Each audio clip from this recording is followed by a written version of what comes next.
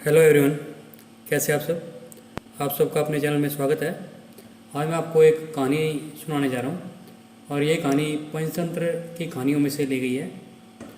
पंचतंत्र पंडित विष्णु शर्मा द्वारा लिखित कहानियों का एक संग्रह है।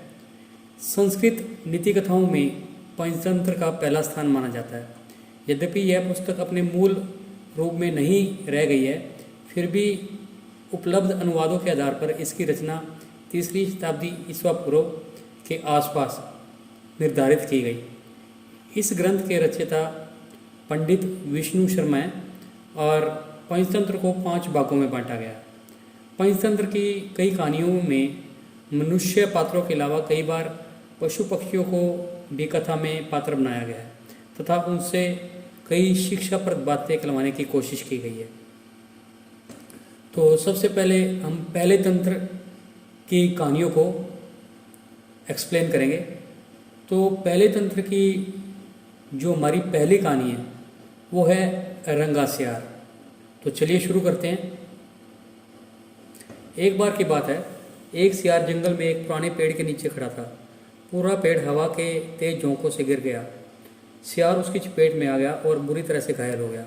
वह किसी तरह से घसीटता घसीटता अपनी मान तक पहुंचा। कई दिन बाद वह मान से बाहर आया। उसे भूख लग रही थी, शरीर कमज़ोर हो गया था। तभी उसे एक खरगोश नजर आया। उसे दबोचने के लिए वह झपटा। सियार कुछ दूर भागा और भागकर हाँफने लगा। उसके शरीर में जान कहाँ रह गई थी। फिर उसने एक बटेर का पीछा करने की कोशिश की। यहाँ भी वह असफल रहा। हिरन का पीछा करने की तो उसमें हिम्मत भी न थी। खड़ा वह सोचने लगा कि शिकार के लिए क्या करें। भूखों मरने की नौबत आ गई।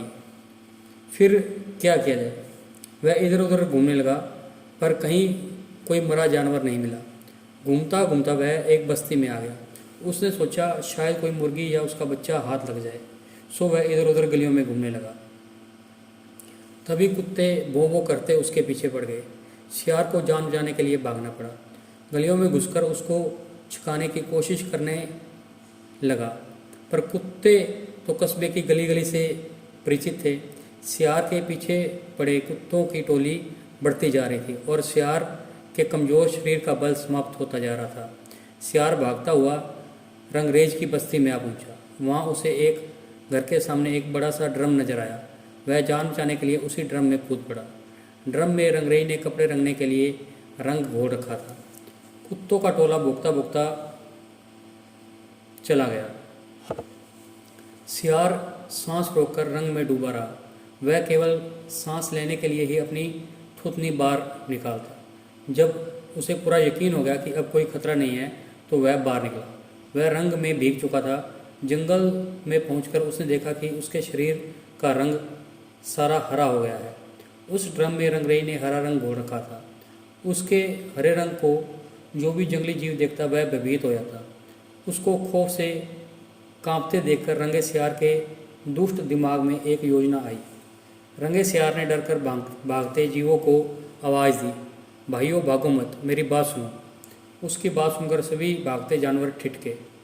उनके ठिठकने का रंगे सियार ने फ़ायदा उठाया और बोला, देखो मेरा रंग। ऐसा रंग किसी जानवर का धरती पर है नहीं ना, मतलब समझो। भगवान ने मुझे यह खास रंग देकर तुम्हारे पास भेजा है। तुम सब जानवरों को बुलाकर लाओ तो मैं भगवान का संदेश उन्हें सुनाऊं।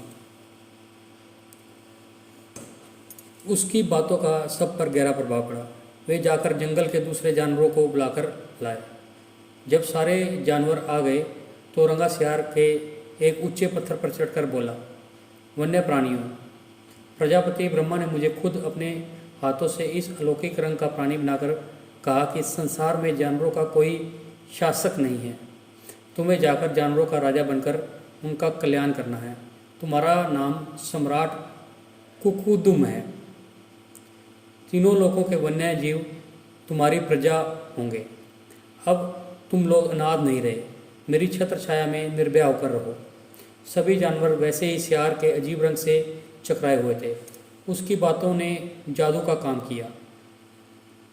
शेर, बाघ, चीते की भी ऊपर की सांस ऊपर और नीचे की सांस नीचे रह गई।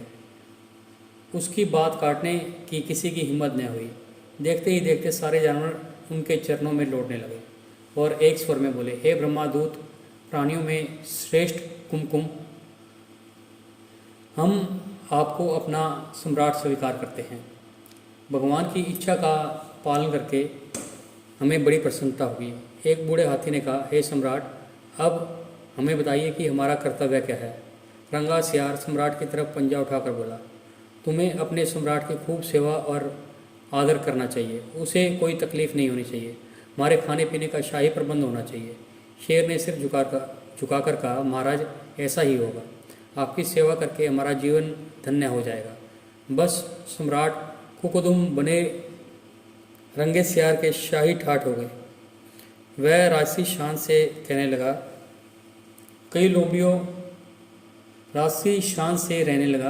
कई लोमड़ियाँ उसकी सेवा में लगी रहती। भालू पंखा झलता, सियार जिस जीव को मांस खाने की इच्छा जाहिर करता उसकी बलि दे दी जाती। जब सियार घूमने निकलता तो हाथी आगे आगे सूंड उठाकर बिगुल की तरह चिंगाड़ता चलता। तो शेर उसके दोनों ओर कमांडो बाड़ी की तरह रहते। रोज कुकुदुम का दरबार भी लगता। रंगे सियार ने एक दिन एक चालाकी यह कर दी कि सम्राट बनते ही सियारों को शाही आदेश जारी कर उस जंगल से भगवा दिया। उसे अपनी जाति के जीवों द्वारा पहचान लिए जाने का खतरा था। एक दिन सम्राट कुकुदुम खूब खा पीकर अपने शाही महल में आराम कर रहा था कि बाहर उजाला देखकर उठा। बाहर आया तो चांदनी रात खिली थी। पास के जंगल में सियारों की टोलियां हू हू की बोली बोल रही थी। उस आवाज़ को सुनते ही कुकुदुम अपना आपा खोकर बैठ गया। उसके अंदर के जन्मजात स्वभाव ने जोर मारा और वह मुंह चांद की ओर उठाकर सियारों के स्वर मिलाकर हू हू करने लगा। शेर और बाघ ने उसे हू हू करते देख लिया। वे चौंके। बाघ बोला, अरे यह तो सियार है, हमें धोखा देकर सम्राट बना है, मारो नीच को। शेर और बाघ उसकी ओर लपके और देखते ही देखते उसका तिया पांचा कर डाला। तो इस कहानी से हमें यह सीख मिलती है कि नकलीपन की पोल देर या सवेर होते ज़रूर खुल जाती है। आपको ये कहानी कैसी लगी? अगर कहानी पसंद आई है तो इसको वीडियो को लाइक कीजिए, शेयर कीजिए और चैनल को सब्सक्राइब कीजिए और बेल वाला बटन ज़रूर दबाएं ताकि हम ऐसी और कहानी डालें तो उसकी नोटिफिकेशन आपको मिल जाए। Thank you.